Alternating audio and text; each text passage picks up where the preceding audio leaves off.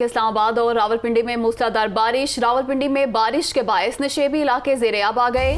रावलपिंडी की सड़कें तालाब में तब्दील हो गईं। सादिकाबाद, शकरियाल, आर्या मोहल्ला, नदीम कॉलोनी में गलियों में पानी जमा हो गया है और शहरियों को मुश्किलात का सामना करना पड़ रहा है। आपको अपडेट कर रहे हैं। इस्लामाबाद और रावलपिंडी में मूसलाधार बारिश हुई है। रावलपिंडी में बारिश के बायस नशेबी इलाके ज़ेर-ए-आब आ गए हैं और रावलपिंडी की सड़कें जो हैं वो तालाब में तब्दील हो गई हैं। तफसीलात जान लेते हैं। हमारे नुमाइंदे मंसूर सत्ती हमारे साथ मौजूद हैं। मंसूर, क्या इंतजाम किए गए हैं निकासी आपके लिए? देखिए अभी अब ये जो रावलपिंडी में जुड़वा शहरों में मूसलाधार बारिश का जो सिलसिला है वो हफ्ते से जारी है और अब तक मजमूई तौर पर 55 मिलीमीटर बारिश रिकॉर्ड की गई है, जिसके बाद जो नाला नदी में पानी की सतह कटारियां के मकाम पर 12 और ग्वाल मंडी के मकाम पर 9 है और प्री अलर्ट जो है वो जारी कर दिया गया है वासा की जानिब से। ताहम जो अलर्ट है वो ग्वाल कटारियों के मकाम पर 15 और जबकि ग्वाल मंडी के मकाम पर 14 फुट पर अलर्ट जारी किया जाएगा, जिसके बाद जो रावलपिंडी और इस्लामाबाद में मूसलाधार बारिश हो रही है, इसके बाद जो नशेबी इलाके हैं खास करके रावलपिंडी के वो ज़ेर-ए-आब आ चुके हैं, जिनमें जो सादकाबाद है, नदीम कॉलोनी है, शकरियाल है और वारिस खान का इलाका है। इन इलाकों में जो है वो पानी जो है वो गलियों में और सड़कों पर जमा हो चुका है, जिससे शहरियों को काफी शदीद मुश्किलात का सामना है। दूसरी जानिब वासा ने क्योंकि रेन इमरजेंसी नाफिज की हुई थी, तमाम मशीनरी जो है वो इन इलाकों में पहुंचा दी गई है और फौरी तौर पर पानी की निकासी का जो अमल है वो भी शुरू कर दिया गया, क्योंकि बारिश का सिलसिला भी जारी है और सड़कों पर पानी भी जमा है, जिसकी वजह से वासा को ऑपरेशन करने में भी मुश्किलात पेश आ रही हैं। ताहम जो इसकी निकासी करने के लिए इसकी जो इंतजाम किए जा रहे हैं और वासा की टीमें जो हैं वो मुख्तलिफ इलाकों में मौजूद हैं। तर्जमान वासा के मुताबिक MD जो वासा हैं वो खुद फील्ड में मौजूद हैं, क्योंकि ये महकमा मौसमियात में इस तरह की बारिशों की पेशगोई की थी। इसके बाद अब जो सूरत है बारिश का सिलसिला जारी है। नाला लई में भी पानी की सतह में इजाफा हुआ है, साथ साथ जो उस पे जो गली मोहल्ले हैं जो नशेबी इलाके हैं खास करके रावलपिंडी में, उनमें भी पानी जमा होने से जो है वो शहरियों को भी मुश्किलात का सामना है और दूसरी जानब जो इंतजामिया है खास करके जो वासा है उनकी टीमें मौजूद हैं और वो जो निकासी का जो अमल है। बिल्कुल ठीक है मंसूर, शुक्रिया आपका। अभी आपको लिए चलेंगे। कैप्टन कर्नल शेर खान का 23वां यौम शहादत है और ऐसे में ये तकरीब जारी है। उनकी कब्र पर फातिहा खानी की गई है और फूलों की चादर चढ़ाई गई है। बुलंद तरीन महाज जंग कारगिल पर बहादुर की बेमिसाल दास्तान उन्होंने रकम की थी। आज उनका 23वां यौम शहादत है। कैप्टन कर्नल शेर खान का आज यौम शहादत है और ऐसे में कैप्टन कर्नल शेर खान 1970 में सलाब में पैदा हुए। 1999 में उन्होंने जाम शहादत नोश किया था। सर झुकाया न कौम का सर झुकने दिया, यही वो बहादुरी है जिसकी जुर्रत और वतन से मोहब्बत और बहादुरी का बरमला एतराफ दुश्मन ने भी किया है। कैप्टन कर्नल शेर खान शहीद 1970 में स्वाबी में पैदा हुए थे। 1992 में पाकिस्तान मिलिट्री एकेडमी काकूल में शमूलियत इख्तियार की थी। 1994 में पाक फौज की 27 सिंध रेजिमेंट में शामिल हुए थे और 1999 में कारगिल के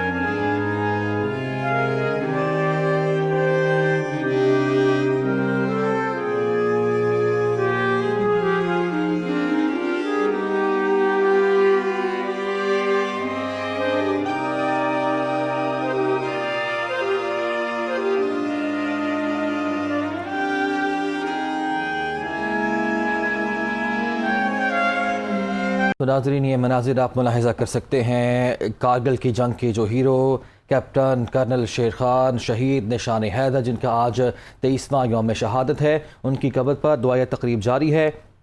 सलामी दी गई है, फातिहा खानी की गई है और फूलों की चादर भी चढ़ाई गई है। कैप्टन कर्नल शेर खान जो कि 1970 में सवाबी में पैदा हुए, उन्होंने शहादत का अजीम रुतबा पाया। 1999 में कारगिल की जंग के दौरान जुर्रत व बहादुरी की उन्होंने एक अजीब दास्तान रकम की और उनकी बहादुरी का जो एतराफ़ है वो दुश्मन ने भी किया। अभी मेहमानों की किताब में तासुरात दर्ज किए जा रहे हैं। उनकी कब्र पर फातिहा खानी की गई है और फूल भी चढ़ाए गए हैं। कारगिल के हीरो कैप्टन कर्नल शेर खान निशान हैदर का आज यौम शहादत है। कौम के सपूत ने 5 जुलाई 1999 को शुजात की दास्तान रकम की।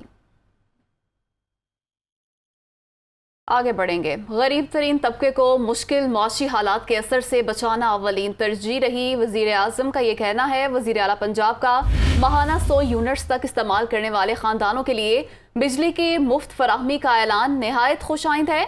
शहबाज शरीफ की जानिब से यह भी कहा गया, माशी हालात बेहतर होते ही आपको मज़ीद सहूलियात फराहम करेंगे। वज़ीर आज़म शहबाज शरीफ कहते हैं कि गरीब तबके को मुश्किल माशी हालात से निकालना उनकी अव्वलीन तरजीह है। उन्होंने ये भी कहा कि वज़ीर आला पंजाब का माहाना 100 यूनिट्स तक इस्तेमाल करने वाले ख़ानदानों के लिए बिजली की जो मुफ्त फराहमी का ऐलान किया है उन्होंने, वो नहायत ही खुशाइन है। शहबाज शरीफ की जानिब से ये भी कहा गया कि माशी हालात बेहतर होते ही आपको मज़ीद सहूलियात फराहम करेंगे। पीटीआई रहनुमाओं ने इमरान खान के घर का फोन टेप करने पर सुप्रीम कोर्ट से नोटिस लेने का मुतालबा कर दिया। शीरी मजारी का कहना है कि अदालत उज़्मा ने बार बार फैसला दिया फोन टेपिंग जुर्म है। इमरान खान के खिलाफ कुछ नहीं मिल रहा तो फैमिली को टारगेट किया जा रहा है। जबकि फवाद चौधरी ने कहा कि हुकूमत ने IMF की तमाम शराइत मान ली है, अवाम पर टैक्सों का बोझ डाल दिया है, शराइत मानने के बावजूद इनको कर्ज नहीं मिला। इमरान खान के फ़ोन का ताल्लुक है जो उनके घर पे सिक्योर लाइन थी, उसको टैप किया गया। अब सुप्रीम कोर्ट को सुओ मोटो एक्शन लेना चाहिए कि कौन सी एजेंसीज हैं जो ये इलीगल हरकत कर रही हैं और सुप्रीम कोर्ट के ऑर्डर को वायलेट कर रही हैं। उनको क्योंकि इमरान खान के ख़िलाफ़ कुछ नहीं मिल रहा करप्शन के हवाले से, तो वो उनकी फैमिली पे टारगेट करें, उनकी फॉर्मर फर्स्ट लेडी को टारगेट करें, और बिल्कुल गलत है, वो सियासत नहीं होती। IMF की सारी शराइत मान ली। तेल जो है वो आपके सामने इन्होंने 250 रुपया लीटर पे पहुंचा दिया, टैक्सेस लगा दिए, सैलरीड क्लास की कमर तोड़ दी। तमाम IMF की शराइत फौरी तौर के ऊपर मान ली गई जहाँ जहाँ पे अवाम पे टैक्स लगना था। इसके बावजूद IMF का पैकेज नहीं मिल रहा। इसी के रद्द-ए-अमल में वफाकी वज़ीर इत्तलात मरियम औरंगज़ेब ने कहा है कि फवाद चौधरी और शीरी मज़ारी ने प्रेस कॉन्फ्रेंस के दौरान बुशरा बीबी को गद्दारी के सर्टिफिकेट और इदारों के खिलाफ मुहिम का मास्टर माइंड होने की तस्दीक की है। वफाकी वज़ीर इत्तलात मरियम औरंगज़ेब ने एक बयान में कहा कि फवाद चौधरी और शीरी मज़ारी ने तस्दीक की है कि Bushra Bibi PTI social media और झूठे बयानिए की सरबराह हैं। उन्होंने तस्लीम किया है ऑडियो बुशरा बीबी की है और सियासी मुखालफिन को गद्दारी के साथ लिंक करना बुशरा बीबी की राय है। इदारों के खिलाफ मुहिम बुशरा बीबी चला रही हैं। बुशरा बीबी ने अपनी करप्शन छुपाने के लिए बैरूनी साजिश और गद्दारी का बयानिया दिया। झूठे बयानिए के चैंपियन अब अमेरिका से माफिया मांग रहे हैं। साबिक वफाकी वजीर और MQM के रहनुमा बाबर गौरी को वतन वापसी पर कराची एयरपोर्ट से हिरासत में ले लिया गया। ज़राए के मुताबिक बैरून मुल्क से वापस पहुंचते ही कराची एयरपोर्ट से बाबर गौरी को हिरासत में लेकर नामालूम मकाम पर मुंतकिल कर दिया गया है। साबिक वफाकी वजीर बाबर गौरी कानून नाफिज करने वाले इदारों को कई मुकदमात में मतलूब हैं। एहतसाब अदालत में एक रेफरेंस भी ज़ेर समाअत है। सिंध हाई कोर्ट ने 2 मुकदमात में 14 रोज़ की हिफाजती ज़मानत 5 जुलाई तक मंजूर की थी। बाबर गौरी मार्च 2015 से बैरून मुल्क मुकीम थे। इस्लामाबाद में मूसलाधार बारिश नशेबी इलाके ज़ेर-ए-आब आ गए। इस्लामाबाद का नशेबी इलाका सेक्टर H13 पानी में डूब गया। मुतादिद गलियों और घरों में भी पानी दाखिल हो गया, गाड़ियां भी पानी में फंस गईं। आपको बताते चलें कि इस्लामाबाद में तेज़ बारिश से नाले की दीवारें भी टूट गई हैं। ये मनाजिर भी आप मुलाहिज़ा कर सकते हैं। जो सड़कें हैं वहाँ पे पानी जमा हो गया है। ताज़ा सूरत हाल क्या है जान लेते हैं। हमारे नुमाइंदे कमरुल मुनव्वर हमारे साथ मौजूद हैं। कमर बताइएगा। जी 8 बजे सुबह ये बारिश शुरू हुई थी और उसके बाद से लगातार शदीद बारिश के बायस ये जो H13 का इलाका है यहाँ पर ना सिर्फ पानी घरों में दाखिल हो चुका है बल्कि जो नदी नाले हैं H13 के वो भी मुकम्मल तौर पर बिखरे हुए हैं। खास तौर पर जो H13 का मरकजी नाला है उसके दीवारें जो है वो टूट गई, जिसकी वजह से पानी जो है वो रोड के ऊपर आ गया और अब मुकम्मल तौर पर वहाँ पर जितने भी रास्ते हैं उन पर भी पानी अभी तक मौजूद है। 7th एवेन्यू और 9th एवेन्यू के जितने भी रास्ते हैं वहाँ पर भी मुकम्मल तौर पर पानी अभी खड़ा हुआ है। उनके निकासी आप के लिए जो इंतजाम किए गए थे वो नामुकम्मल हैं।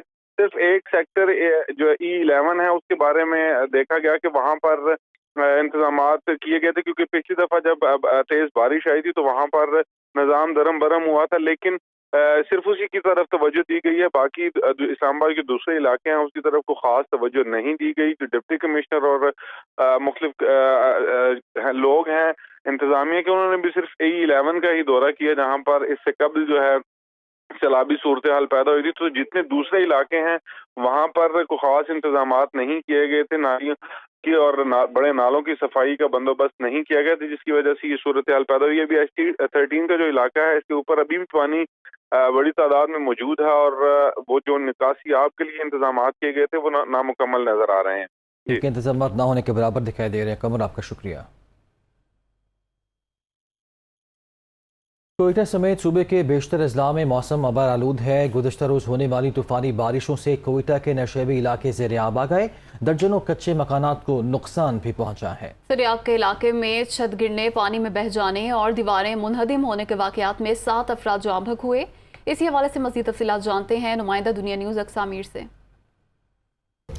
जी बिल्कुल, गुज़िश्ता रात कोयटा समेत बलूचिस्तान भर के मुख्तलिफ मकामात पर गरज चमक के साथ जो तूफ़ानी बारिश थी उसके बाद ही यहाँ पर नुकसानात बहुत ज़्यादा हुए हैं और सबसे ज़्यादा जो मुतासिर इलाका हुआ है वो कोयटा यहाँ पर हुआ है। कोयटा के जो नवाई इलाकों की हम बात करें तो यहाँ पर शहर के जो इलाके थे वो भी बारिश की वजह से बहुत ज़्यादा मुतासिर हुए हैं। इस वक्त मैं एक ऐसी जगह पर मौजूद हूँ जहाँ पर 40 जो है ना मकान वो मुनहदम हो गए हैं और 40 ख़ानदान जो है ना वो बेघर हो गए हैं। बारिशों के बाद यहाँ पर जो छतें गिरी थी, जो दीवारें टूटी थी और जो नशेबी इलाके ज़ेर-ए-आब आए थे उनमें 7 अफराद जो है ना वो जाँ बहक हुए हैं, जिनमें 3 ख़वातीन और एक बच्ची भी शामिल है। बहुत से ऐसे अफराद हैं जो अब भी अस्पतालों में ज़ेर इलाज हैं। इस इलाके में मैं मौजूद हूँ और यहाँ के इलाका मकीन अब तक यहाँ पर हुकूमत की जानिब से कोई भी इमदादी सामान मुहैया उन्हें नहीं किया गया है। सारी रात यहाँ पर बारिश हुई।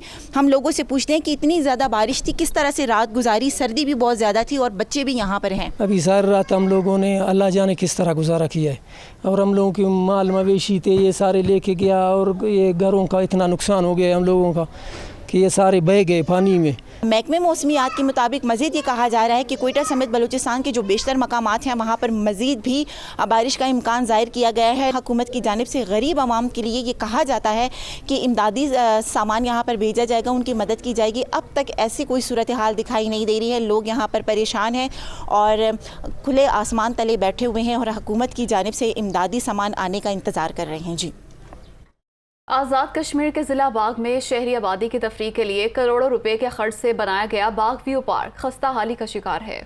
निगरानी का निज़ाम ना होने के बायस यहाँ झूले और बैठने के लिए लगाई गई कीमती कुर्सियाँ और साहिबान तक चोर उड़ा कर ले गए। तफसीलात बता रहे हैं तकीउल हसन। जी बिल्कुल, इस वक्त हम मौजूद हैं आज़ाद कश्मीर के ज़िला बाग के खूबसूरत तफरीही मुकाम बाग व्यू ठुठल जो पार्क है, यहाँ पर हम मौजूद हैं। यहाँ आने वाले लोग बाग शहर का खूबसूरत नज़ारा करते हैं, जबकि करीब बहते नाले का जो वो शोर मचाता पानी है वो इंसानी कैफियत पर एक खूबसूरत और मुनफरिद एहसास छोड़ता है। इस पार्क की अगर बात करें तो ये 2007 में करोड़ों रुपए के खर्च से इस यहाँ पर बच्चों के झूले बनाए गए थे। इस वक्त ये सूरत हाल है। इस पार्क में जो लगाए गए झूले हैं ना सिर्फ वो खस्ता हाल हैं बल्कि इनका अक्सर हिस्सा जो है वो चोर भी ले उड़े हैं। इसकी तामीर के बाद से अब तक यहाँ ना ही इसके इंतज़ाम इंसराम के लिए कोई अमला तैनात किया गया है, बल्कि गैर मुनासिब जो यहाँ इंतज़ामी मामलात हैं उसको यकसर हुकाम की तरफ से नज़रअंदाज किया जाता रहा है। लोगों की जानिब से ये मुतालबा किया जा रहा है कि बाग व्यू पार्क की ना सिर्फ तामीर व मुरम्मत की जाए, इसको फिर से इसकी रौनकें बहाल करने के हवाले से इक़दाम किए जाएँ और इसके साथ साथ यहाँ का जो इंतज़ाम व इंसराम है इसको बेहतर तरीके से चलाने के हवाले से जो एहलकार हैं वो भी तैनात किए जाएँ। खैबर पख्तूनख्वा के जंगलात में आग लगने के वाकयात, नई रिपोर्ट सामने आ गई। रिपोर्ट के मुताबिक गुज़िश्ता 35 दिनों में आग लगने के 358 वाकयात हुए। 256 वाकयात की वजह ताहाल मालूम ना हो सकी। 64 वाकयात लोगों की वजह से पेश आए। 38 वाकयात कुदरती तौर पर पेश आए।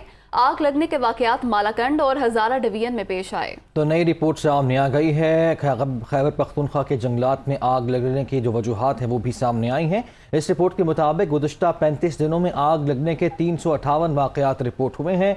256 वाकयात की वजह ताहाल मालूम न हो सके, इस रिपोर्ट में ये कहा गया है। और इस बात की निशानदेही भी की गई है कि जो 64 वाकयात थे ये लोगों की वजह से पेश आए हैं और 38 वाकयात कुदरती तौर पर पेश आए हैं। इस रिपोर्ट में ये भी कहा गया है आग लगने के वाकयात मालाकंद और हज़ारा डिवीजन में रिपोर्ट हुए थे। इस रिपोर्ट के मुताबिक तो खैबर पख्तूनख्वा के जंगलात में आग लगने के वाकयात, नई रिपोर्ट सामने आई है। इस रिपोर्ट के मुताबिक गुज़िश्ता 35 दिनों में आग लगने के 358 वाकयात रिपोर्ट हुए हैं। आगे बढ़ते हैं। ईद कुर्बा की आमद है, ऐसे में महंगाई इतनी है कि खरीदार परेशान दिखाई दे रहे हैं। मज़ीद अहवाल बता रहे हैं नुमाइंदा दुनिया न्यूज़ इबादुल्ला खान। जी बिल्कुल, इस वक्त मैं कराची की मवेशी मंडी में मौजूद हूँ और यहाँ पर लोग आ रहे हैं, अपनी मर्ज़ी के जानवर देख रहे हैं, लेकिन उनके दाम जो है बहुत जो है वो महंगे हैं और आसमान की बुलंदी को छू रहे हैं, जिसकी वजह से व्यापारियों और जो ख़रीदार हैं उनके दरमियान बड़ी जो है वो तल्ख़ कलामी भी हो जाती है और कोशिश करते हैं ख़रीदार के उनकी मर्ज़ी के मुताबिक कीमतों में मिल जाएँ जानवर। कुछ दो लड़कियाँ यहाँ पर मौजूद हैं, वो यहाँ पर आई हैं जानवर ख़रीदने के लिए, उनसे थोड़ी सी बात करते हैं। 3 लाख से 2 लाख से कम के तो कोई जानवर नहीं है। हमारी डिमांड तो है कि एक में मिल जाए इंशाल्लाह, लेकिन कोई भी व्यापारी नहीं मान रहा। तो अभी तक आपने कितने जानवर देख लिए और क्या कहती हैं कि आज लेके ही जाएंगी जानवर? इंशाल्लाह लेकर जाएंगे, लेकिन जानवर हम 4 घंटे से आए हुए हैं और इतने जानवर देख लिए, लेकिन अभी तक कोई बात नहीं बनी। चलें, बात नहीं बनी, हमारी तो उम्मीद यही है कि इनकी बात बन जाए और इनकी मर्ज़ी के मुताबिक इनको जानवर मिल जाए। और यहाँ पर लोग आ रहे हैं, मुकाबला सख्त है, टाइम कम है और मौसम भी ऐसा हुआ है कि बारिश अब हो। इसी तरह लोग काफ़ी इंतज़ार कर रहे हैं कि बारिश होने के बाद हो सकता है कि मंडी गिर जाए और जल्दी से आएँ और ये ना हो कि आपकी मर्ज़ी के मुताबिक जानवर जो है वो ख़त्म हो जाएँ और आप जो व्यापारियों के जो मुँह मांगे दाम हैं उनको वो देने पड़ जाएँ। पाकिस्तानी कोहपेमा शहरोज़ काशिफ ने एक और एजाज़ अपने नाम कर लिया। शहरोज़ काशिफ ने नांगा पर्वत चोटी सर कर ली। शहरोज़ काशिफ 8126 मीटर बुलंद चोटी पर पाकिस्तानी परचम लहरा दिया। 20 साल पाकिस्तानी कोहपेमा नांगा पर्वत सर करने वाले कम उम्र तरीन कोहपेमा बन गए हैं। शहरोज़ काशिफ इससे कबल 8000 मीटर से बुलंद 6 चोटियाँ सर कर चुके हैं। शहरोज़ काशिफ ने रवां साल नेपाल में दुनिया की तीसरी बुलंद तरीन चोटी भी सर की थी।